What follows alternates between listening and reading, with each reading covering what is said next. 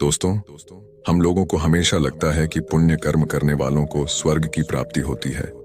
स्वर्ग जाने का असली हकदार कौन है और वह कौन सा पाप है जिसे करने वाले मनुष्य को नरक जाने से कोई नहीं रोक सकता।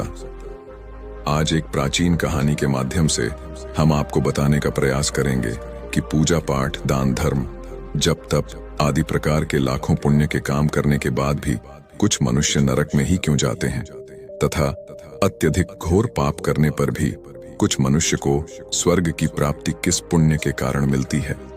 ऐसा वह कौन सा पुण्य है जो मनुष्य के लाखों पापों का नाश करता है, और ऐसा वह कौन सा पाप है जो उसके पुण्य को नष्ट कर डालता है। नमस्कार दोस्तों, बोधि इनसाइट्स यूट्यूब चैनल में आपका दिल से स्वागत है। तो चलिए दोस्तों, बिना देरी किए कहानी को शुरू करते हैं। एक समय की बात है, एक गांव में एक आदमी रहता था। उसे हर समय चिंता सताती रहती कि उसने अपने जीवन में कौन से बुरे कर्म किए होंगे जो इतना कष्ट भुगतना पड़ रहा है। वह अपनी रोजमर्रा जीवन से परेशान हो गया था। एक दिन दुखी होकर एक पेड़ के नीचे बैठा था। तभी उसका एक मित्र वहां आता है और उससे उसकी उदासी का कारण पूछता है, तो वह अपने मित्र से सब कह सुनाता है। तब उसका मित्र कहता है, भाई तुम चिंता मत करो, गांव से कुछ दूर एक महात्मा अपने आश्रम में रहते हैं, तुम उनके पास जाओ। जो भी उनके पास जाता है उसकी समस्या दूर हो जाती है। तब वह आदमी कहता है कि भाई अगर ऐसा है तो मैं आज ही उनके पास जाऊंगा। फिर वह आदमी उस महात्मा से मिलने के लिए निकल पड़ता है। गांव से कुछ दूर चलने के बाद उसे एक आश्रम दिखता है। वह आश्रम में जाकर महात्मा को प्रणाम करता है और अपनी समस्या उन्हें बताता है।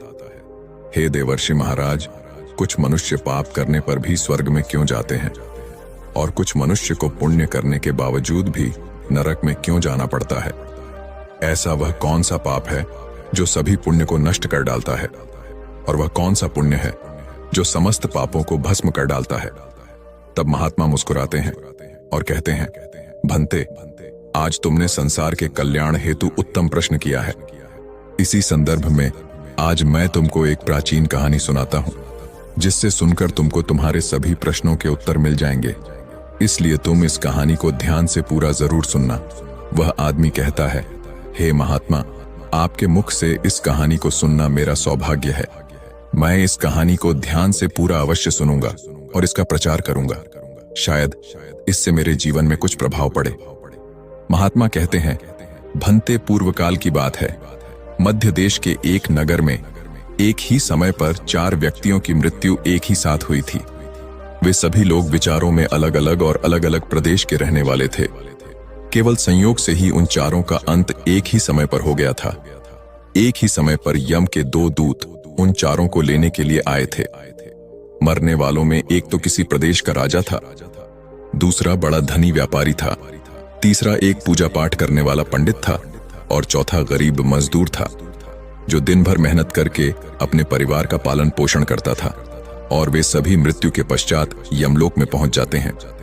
यमलोक पहुंचने पर वहां का दृश्य देखकर वे सभी भयभीत हो जाते हैं। उनका अंग अंग कांपने लगता है। यमलोक में विशालकाय आकार वाले यमराज सुवर्ण से बने सिंहासन पर विराजमान होते हैं। उनके पास चित्रगुप्त बैठे होते हैं, जिनके पास सभी प्राणियों का लेखा जोखा रखा हुआ है। यम के दूत उन आत्मा को आगे धकेल रहे होते हैं। कुछ मनुष्य जोर जोर से विलाप कर रहे होते हैं, तो कुछ मनुष्य अत्यंत प्रसन्न होकर चल रहे होते हैं। स्वर्ग के द्वार से सुंदर प्रकाश दिखाई पड़ रहा होता है, तो वही नरक के द्वार से धधकती हुई अग्नि की ज्वालाएं दिखाई पड़ रही होती हैं। इस भयानक दृश्य को देखकर वे चारों एक दूसरे से बात करने लगते हैं और अपने अपने पाप के विषय में चर्चा कर रहे होते हैं। उन 4 लोगों ने अपने जीवन में बहुत पाप कर्म किए हुए होते हैं, और उन सभी को यह जान पड़ता है कि अब वे चारों ही नरक में ही जाने वाले हैं। जब यमदूत उन चारों आत्माओं को लेकर यमराज के सभा में पहुंचे, तो उनके सम्मुख जाकर खड़े हो गए। वे चारों सोच रहे थे कि कौन स्वर्ग में जाएगा और कौन नरक में जाएगा। यमराज अपने आसन पर विराजमान नहीं हुए थे। उससे पहले ही चारों आपस में बातचीत करते हुए स्वयं को ही स्वर्ग का मिलना चाहिए यह कहने लगे। सबसे पहले राजा कहने लगा, देखो, मुझे तो धर्मराज पक्का स्वर्ग में ही भेज देंगे, क्योंकि मैं एक विश्व विख्यात राजा हूं। मैंने अपने अनेक सद्कर्मों से धरती लोक पर अपना खूब नाम कमा आया है। चारों तरफ लोग मेरे अच्छे कर्मों की चर्चा करते हैं। कभी भी कोई मेरे द्वार से खाली हाथ नहीं गया। जो भी आया मैंने उसे इतना दिया कि वह जीवन भर मेरा नाम नहीं भूल पाया है। हर तरफ मेरे नाम का यश अफगान हो रहा है। मेरे द्वारा लुटाए गए दान से लाखों लोगों को खाने को अन्न मिला और रहने को आसरा मिला। इसलिए मेरे कर्मों को देखते हुए धर्मराज मुझे पक्का ही स्वर्ग में भेजेंगे। राजा की बात सुनकर वह धनी व्यापारी हंस पड़ा और बोलने लगा, तुम तीनों तो इतने बड़े पापी हो कि तुम लोगों को नरक में जाना ही पड़ेगा। तुम लोगों ने घोर पाप किए हैं और इसलिए यमराज तुम लोगों को कभी माफ नहीं करेंगे। यहां पर मौजूद मैं अकेला ही सबसे अधिक पुण्यवान हूं। मैंने अपने जीवन में बहुत पूजा पाठ किया है, ब्राह्मणों को दान दक्षिणा दी है। मैंने मृत्यु से पूर्व गाय का दान भी किया है और अब मेरे सभी पुत्र पौत्र मेरी आत्मा की मुक्ति के लिए बड़े कार्यक्रम का आयोजन कर रहे हैं।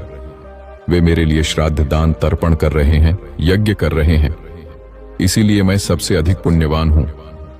मेरी 2 पत्नियां और 5 पुत्र हैं। इतने लोग मेरी मुक्ति के लिए उपाय कर रहे हैं। और हां, मैंने अपने जीवन में कभी कोई पाप नहीं किया है। और जाने अनजाने बिना सरस्वती की साधना ये तो मेरे पुत्रों के श्राद्ध आदि के कार्यों द्वारा मेरे पाप भी नष्ट हो जाएंगे। मैं नित्य देव पूजा करता था, मंदिर जाता था, द्वार पर आए अतिथियों को भोजन कराता था। इसलिए मुझे पूरा विश्वास है कि यमराज मुझे नरक में नहीं डालेंगे और मुझे मोक्ष की प्राप्ति निश्चित ही होगी। धनी व्यापारी की बात सुनते ही पंडित जी कहने लगे, अरे भाई, क्यों फिजूल की बातें कर रहे हो? स्वर्ग में जाना कोई आसान काम नहीं है। स्वर्ग में जाने के लिए दान के साथ साथ पूजा पाठ करना पड़ता है। इसलिए स्वर्ग में प्रस्थान तो मैं ही करूंगा, क्योंकि मैंने भगवान का खूब पूजा पाठ किया है। पूरा जीवन मेरा पूजा आराधना में बीता है। मेरे शुभ कर्मों के कारण मेरे लिए ही धर्मराज स्वर्ग का दरवाजा खोलेंगे। यह बात मैं अच्छी तरह से जानता हूं। जब इस प्रकार तीनों ने अपनी अपनी बातें की और अपने अपने विचार रखे, फिर वह तीनों लोग उस चौथे व्यक्ति मजदूर की ओर की देखते हैं कि अब यह क्या कहता है। क्या इसने भी कोई अच्छा काम किया है या नहीं, या फिर इसका पूरा जीवन मजदूरी करते हुए दूसरों के अधीन रहकर ही बिता है। मजदूर उन सब की बातों को चुपचाप नीचे नजरें झुकाए खड़ा सुनता रहा और वे तीनों बड़े गर्व से अपनी प्रशंसा में जुटे थे। तभी धर्मराज अपने साथी चित्रगुप्त के साथ दरबार में हाजिर होते हैं। चित्रगुप्त के हाथों में एक मोटी सी किताब थी जिसमें समस्त प्राणियों के कर्मों का लेखा जोखा लिखा था। धर्मराज अपने आसन पर विराजमान होते हैं। उसके बाद चित्रगुप्त ने राजा को अपने पास बुलाया और उससे पूछने लगे कि तुम बताओ, तुम तो धरती पर बड़े ही विख्यात राजा थे। तुमने अपने जीवन में कौन कौन से शुभ कर्म किए हैं तथा कितने लोगों को दुख दिया है, कितने लोगों का भला किया है। मैं अपनी पुस्तक में देखकर यह फैसला करूंगा कि आप स्वर्ग में जाने के अधिकारी हैं या नहीं। तब बड़े गर्व के साथ राजा अपने कर्मों को बताता है, हे मुनिवर, मैं एक बहुत बड़े राज्य का स्वामी था। मेरा राज्य बड़ा ही समृद्ध और खुशहाल था। मेरे राज्य में दीनहीन गरीब लोग बहुत ही कम थे। सब मेरी छत्र छाया में बड़े आनंद के साथ जीवन यापन कर रहे थे। मैंने अपने राज्य के लोगों को किसी चीज की कमी नहीं होने दी। मेरे यहाँ हर भूखे को भोजन मिलता था। लाखों की धन मोहर उन्हें रोज दान में दी जाती थी। प्रजा के लोग मुझसे बहुत खुश रहते थे। दिन रात में यही मेरे जीवन के अच्छे कर्म हैं। राजा की बात सुनकर चित्रगुप्त ने अपनी पुस्तक उठाई और उसमें देखने लगे। पुस्तक में देखकर उन्होंने राजा को बताया कि तुम जो कह रहे हो वह बिल्कुल सत्य है। तुमने अपनी प्रजा को बहुत सुख दिया है, परंतु इसके साथ साथ तुमने बहुत बड़ा अपराध भी किया है। तुमने अपनी राज्य की सीमा को बढ़ाने के लिए जितने युद्ध लड़े हैं, उन युद्धों में हजारों लाखों की संख्या में सैनिकों ने अपनी जान गंवाई है। उन सब की मृत्यु का कारण तुम बने हो। उनके परिवारों को, उनके बच्चों को अनाथ करने वाले तुम हो। उनके परिवारों को, उनके बच्चों को अनाथ करने वाले तुम हो। उनके स्त्रियों को विधवा बनाने वाले भी तुम हो। उनकी मां की गोद भी सुनी करने वाले तुम हो। तुमने अपने ही सैनिकों के हजारों परिवारों को हमेशा दुख दिया है। युद्ध लड़कर राज्य बढ़ाने से अच्छा था कि तुम अपने पड़ोसी देशों से मित्रता करके उनके साथ व्यापार बढ़ाते। आपका राज्य तब भी समृद्ध और संपन्न रहता। तुमने अपनी प्रजा को नहीं, सैनिकों को सुखी बनाया है, इसलिए तुम स्वर्ग के अधिकारी नहीं हो। यह बात सुनकर राजा चुपचाप पीछे हो गया। उसके बाद चित्रगुप्त ने व्यापारी से पूछा, आपने धरती पर कौन कौन से अच्छे कर्म किए हैं? तब व्यापारी कहता है, हे भगवान, मैंने धरती पर जितना धन कमाया उसका आधा भाग अच्छे कामों में लगाया। लाखों लोगों को भोजन कराया, कई आश्रमों को दान दिया है, कई बेघर लोगों को अपने धन से भर दिया है, कई शहरों में मंदिरों का निर्माण कराया है, कई जगह पर धर्मशालाएं बनवाई हैं, प्रत्येक तीर्थ में भंडारे करवाए हैं। यही मेरे जीवन के अच्छे कर्म हैं। व्यापारी की बात सुनने के बाद चित्रगुप्त ने अपनी पुस्तक खोली, जिसमें उसके जीवन के सारे अच्छे बुरे कर्म लिखे हुए थे। फिर यमराज कहते हैं, अरे दुष्ट, तूने जो पाप किया है वह तो उन चारों के पापों के सामने कुछ भी नहीं है। तेरे एक पाप के कारण तेरा सारा पुण्य फल नष्ट हो गया है। यदि तूने यह पाप नहीं किया होता तो तू स्वर्ग में जा सकता था, लेकिन तूने यह पाप जानबूझकर किया है, इसलिए तुझे नरक में अवश्य जाना पड़ेगा। इतना सुनकर वह धनी व्यापारी बोलता है, हे धर्मराज, इन चारों ने जो भी पुण्य किए हैं वह तो मैंने भी किए हैं, बल्कि उनसे ज्यादा किए हैं। फिर भी मैंने ऐसा कौन सा पाप किया है जो मुझे नरक में भेजा जा रहा है? यमराज कहते हैं, हे दुष्ट, याद कर, तूने उस अबला विधवा नारी पर गलत लांछन लगाया था कि उसने तेरे घर पर चोरी की है, और इसके साथ ही तूने उसके ऊपर कई अन्य गलत लांछन लगाए थे। उसे व्यभिचारिणी और वेश्या कहकर उसके चरित्र का हनन किया है, और राजा ने उसे सत्य समझकर उस अबला विधवा नारी को मृत्युदंड दे दिया था। मनुष्य ब्रह्म हत्या, चोरी, मदिरापान आदि प्रकार के घोर पापों से भी प्रायश्चित करके मुक्त हो सकता है, किंतु दूसरों पर गलत लांछन लगाने पर कोई प्रायश्चित नहीं है। जो दूसरों पर गलत आरोप करता है, सत्य जानकर भी दूसरों को झूठ कहकर उनके पर दोष डालता है, वह तो सबसे बड़ा पापी है। उसके द्वारा किए गए सभी पुण्य नष्ट हो जाते हैं। इसलिए तूने जितने भी पुण्य किए हैं वे सभी उस एक पाप के कारण नष्ट हो गए। तुमने धरती पर जो दान धर्म किया है वह तुमने उस पैसे से किया है जिसको कमाने के लिए तुमने बहुत झूठ बोला है। तुमने बहुत ठगी की है, कई चीजों में मिलावट करके बेचा है, नकली चीजों को असली के दाम में बेचा है, कितने व्यापारियों को रास्ते से हटाया है। तुम्हारे इन कर्मों से अनजाने में कितने लोग बीमार होकर मर गए हैं, कितनों ने आत्महत्या कर ली, कितनों की मेहनत का पैसा तुम्हारे पास चला आया। उन सब लोगों की बद्दुआ तुम्हारे साथ है। तुमने जो कुछ भी अच्छा काम किया है वह कर्म शून्य हो गया है, इसलिए तुम्हारे पास भी तुम्हारा कोई शुभ कर्म नहीं है। तुम स्वर्ग में जाने के अधिकारी नहीं हो। चित्रगुप्त की बात सुनकर व्यापारी भी बड़ा उदास होकर पीछे हो गया। उसके बाद पंडित जी को आगे बुलाया और पूछने लगे, तुमने अपने जीवन में कौन से अच्छे कर्म किए हैं? तब पंडित जी कहते हैं, हे मुनिवर, मेरा पुण्य यह है कि मैंने हजारों लोगों को ज्ञान दिया है, हजारों यज्ञों के अनुष्ठान को संपन्न कराया है, हजारों के घरों में पूजा पाठ कराया है, दिन रात मैंने ईश्वर का जप तप किया है, हजारों कन्याओं का विवाह कराया है, लाखों पिंडदान श्राद्ध कराए हैं, अनगिनत लोगों को मार्गदर्शन किया है। इससे ज्यादा शुभ कर्म और क्या हो सकता है? तब चित्रगुप्त अपनी पुस्तक में देखकर बताते हैं, हे पंडित महाराज, आपका कहना सत्य है। आपने वास्तव में हजारों लोगों को ज्ञान दिया है, लेकिन उस ज्ञान पर स्वयं कभी अमल नहीं किया। आपने सैकड़ों यज्ञ पूजा अनुष्ठान कराए, पर उसको निस्वार्थ भाव से किया गया कोई कर्म नहीं था। तुम हमेशा से धन के लालची रहे हो, इसलिए तुम स्वर्ग में जाने के अधिकारी नहीं हो। अब वह पंडित जी भी उदास होते हुए पीछे हो गए। अब बचा केवल मजदूर। वह मजदूर ये सब देखकर बड़ा हैरान था कि अब तक वह जिनको इतना महान समझ रहा था उनमें से कोई भी स्वर्ग का अधिकारी नहीं रहा, तो मैं कैसे स्वर्ग में जा सकता हूं? मुझे तो स्वर्ग की कल्पना भी नहीं करनी चाहिए, क्योंकि मैं तो कभी पूजा पाठ, जप तप या दान धर्म करने के लायक भी नहीं था। तो शुभ कर्म कहां से करता? मैं तो मेहनत मजदूरी करके सारे जीवन अपने परिवार का भरण पोषण करता रहा। वह मजदूर यह सब बातें सोच ही रहा था।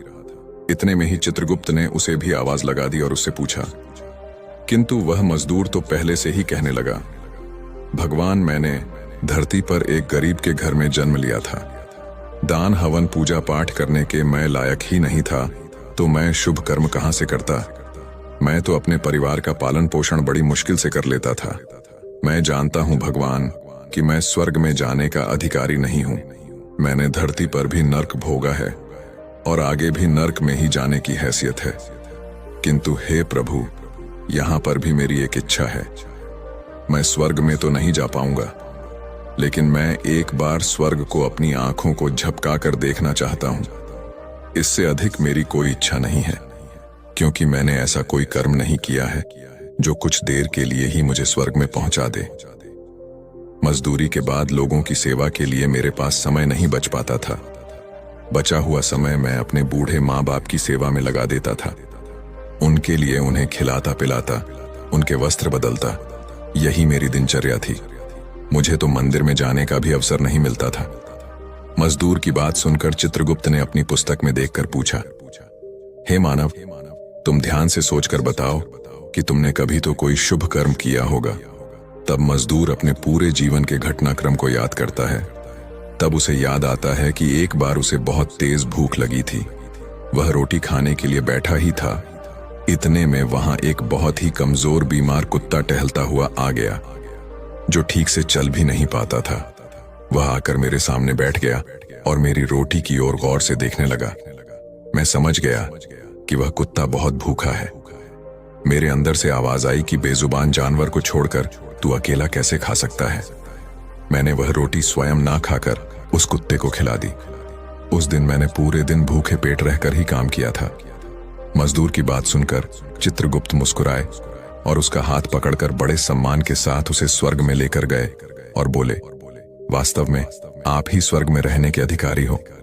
प्राणियों पर दया दिखाना ही सबसे बड़ा शुभ कर्म है। मनुष्य जो भी कर्म निस्वार्थ भाव से करता, वास्तव में उसका ही उसे सबसे बड़ा पुण्य मिलता है। निस्वार्थ भाव से किया गया जन कल्याण के लिए एक छोटे से छोटा काम भी आपके सैकड़ों पापों को नष्ट कर देता है। लोगों से लालच, मोह और स्वार्थ के वशीभूत होकर किया गया शुभ कर्म भी फलदायी नहीं होता है। इसीलिए ध्यान रहे, जीवन में अच्छे कर्म अच्छी भावना के साथ करना चाहिए। ऐसा नहीं होना चाहिए कि आपने किसी से धन छीनकर या चुराकर कर्म में लगा दिया हो। वह धन आपने किसी से गलत करके लिया हो और बाद में उसी धन को दान पुण्य में जाने से नहीं उभर सकता। दोस्तों, स्वर्ग में वही व्यक्ति जाता है जिसने निष्काम निस्वार्थ भाव से प्राणियों की सेवा की हो।